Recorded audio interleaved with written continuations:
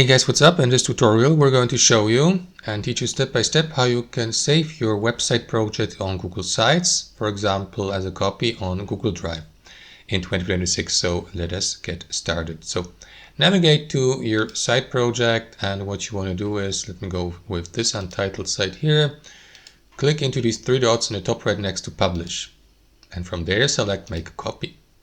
Here you may give your file name, your file a name or a website, and select also the folder in your Google Drive account by clicking into change here, for example, and for example select one of these. Now let me click into cancel, or you can create a new folder, for example select here, click into these buttons. Well, that's basically only a feedback button here, so select one of these folders by clicking into this button, or you may go back to my drive and select, for example, one of these here.